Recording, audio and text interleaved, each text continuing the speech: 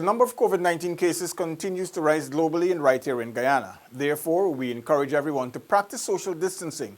Wear a mask if you have to leave your homes and wash your hands thoroughly and frequently as we all strive to stop the spread of the virus. Welcome to InfoHub for Wednesday, April 29. Thanks for joining us. As the country continues to fight against the novel coronavirus, the Ministry of Public Health is providing guidance to persons with pre-existing health conditions in efforts to reduce their risks of contracting the most complicated form of the deadly virus. This time, specific tips were shared for persons who suffer from hypertension, commonly known as high blood pressure. Delicia Haynes has our first report.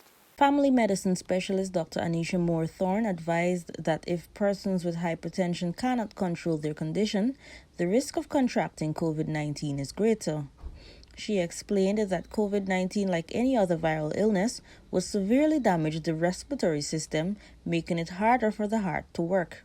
Since hypertension is more common as people grow older, that means many of the same people with high blood pressure already overlap with the elderly population known to be at risk for contracting COVID-19 and for developing the very severe complications of the disease should they contract it.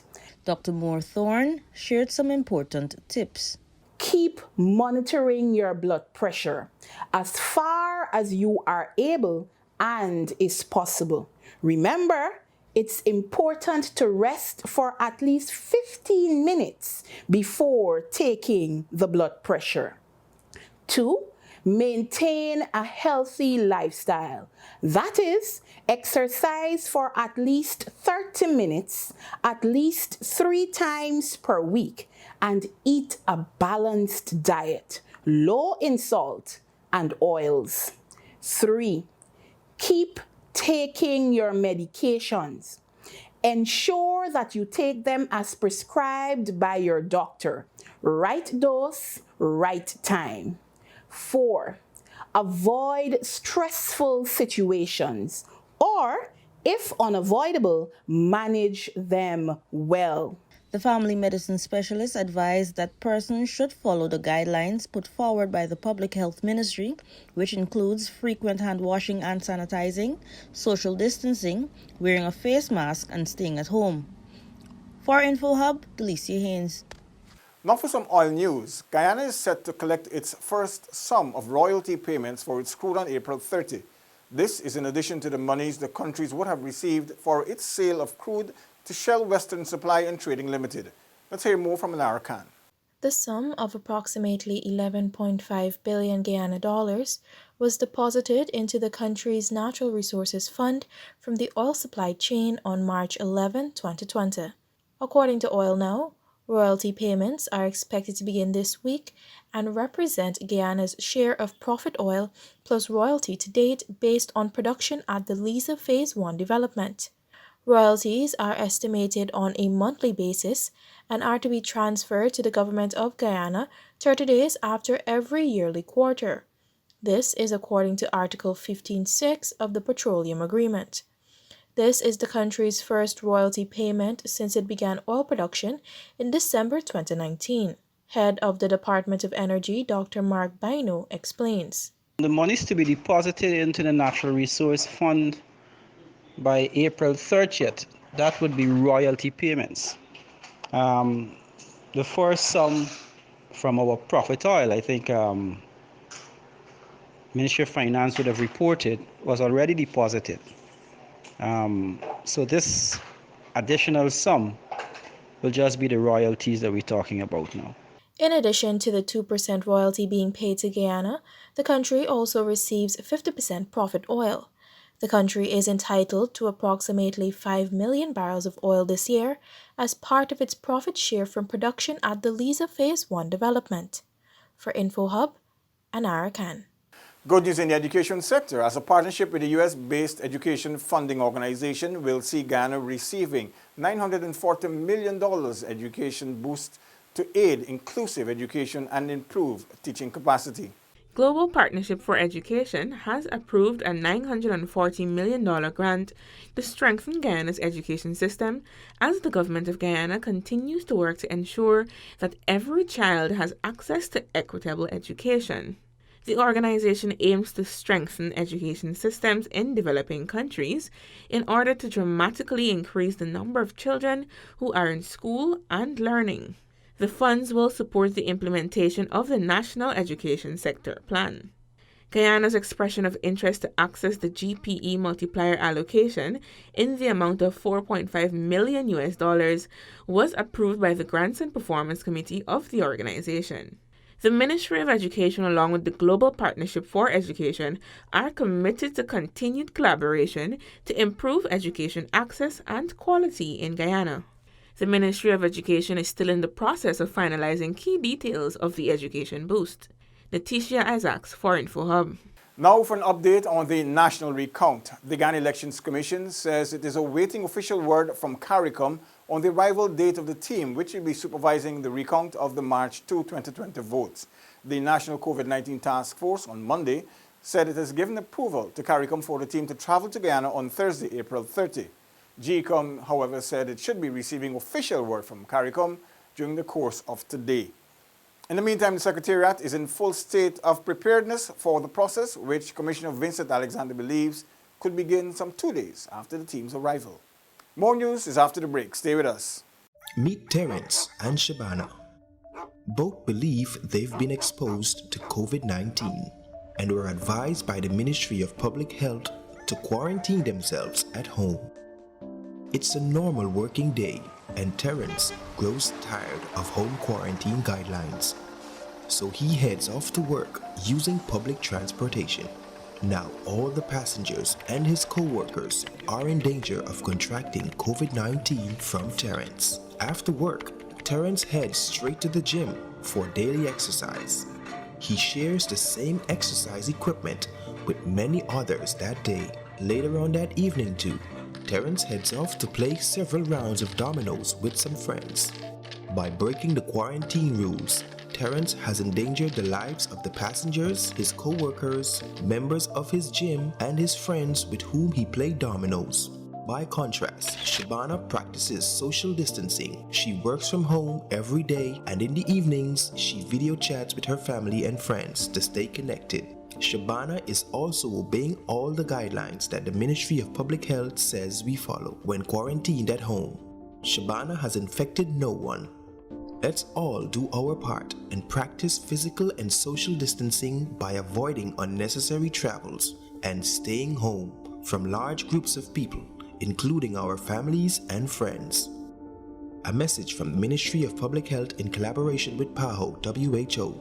For more information, visit our website at www.health.gov.gy or visit our Facebook, Instagram, or Twitter page.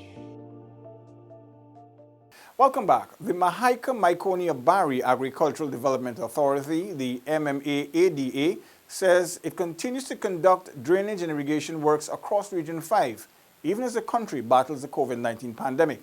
Kellon Rover has the details.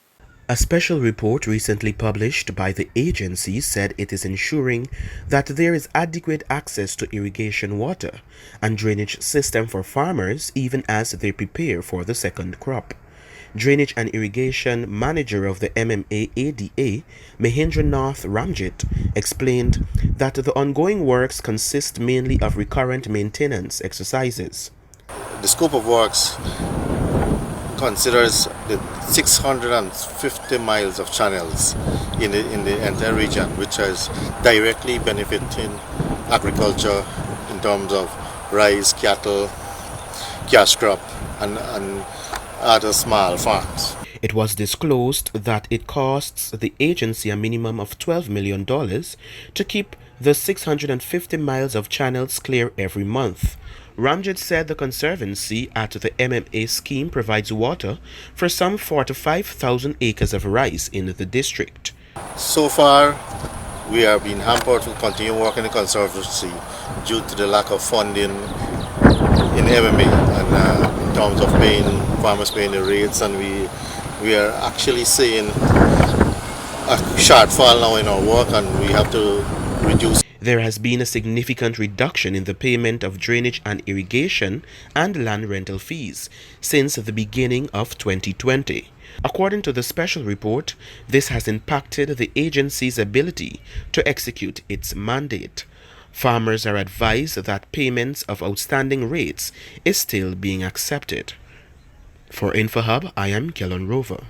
Today marks Linden's 50th anniversary as a town. The Minister of Communities, the Honorable Ronald Bulkin, told Lindeners that this significant milestone offers the opportunity for reflection. The COVID-19 coronavirus, which has been wreaking havoc around the world, requires that we curtail social interactions and has resulted in the postponement of the much anticipated annual Town Week celebration. Nevertheless, this Jubilee anniversary presents the opportunity for reflection on the journey that has brought your town to this point. A careful reflection will reveal the indomitable strength, courage, and tenacity displayed by Lindeners over the years and will renew the hope for a better and prosperous Linden, even as we rise above the present obstacles and challenges. That was the Minister of Communities, the Honorable Ronald Bulkin. Minister Bulkin took the opportunity to urge residents to follow all safety precautions to contain the spread of COVID-19. Congratulations on this milestone, and may your community bind together to attain unimaginable success for the benefit of the people of Linden and Guyana as a whole. Congratulations and best wishes for continued growth and development. You are encouraged to adhere to all national public health-driven protocols for your safety at this time. Let not the significance of the occasion obscure our focus during the time of the COVID crisis. Stay safe, Linden. For InfoHub, Gavin Lewis. The Guyana Post Office Corporation, the GPOC, in collaboration with the Ministries of Social Protection and Public Health, as well as community leaders, have implemented a safe and reliable process for pensions to be collected during the COVID-19 pandemic. The GPOC recently disclosed the new process will be used only during the first 5 payment days of the month in Regions 2, 3, 4, 5, 6, and 1. Seniors with surnames beginning with the letters A to E were paid today, whilst those with surnames F to J will be paid on Thursday, April 30. Surnames K to O can uplift payments on Monday, May 4. P to T will be paid on Wednesday, May 6. And finally, U to Z will be paid on May 7, 2020. Seniors can also cash their coupons any day after the 5th payment date.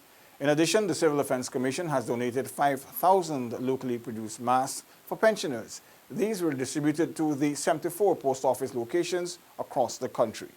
Now remember to do your part to ensure that you do not put yourself at risk during this time. If you have a cough, a fever, or difficulty breathing, seek medical care early, but please call that hotline first. That's all for today. Connect with us on our social media platforms, including WhatsApp, Facebook, YouTube, and Instagram, as we bring you the latest and important news related to COVID-19 and much more. You can also subscribe to our website, dpi.gov.gy. Your Bridge Report is up next. Stay safe, stay sanitized. Goodbye for now.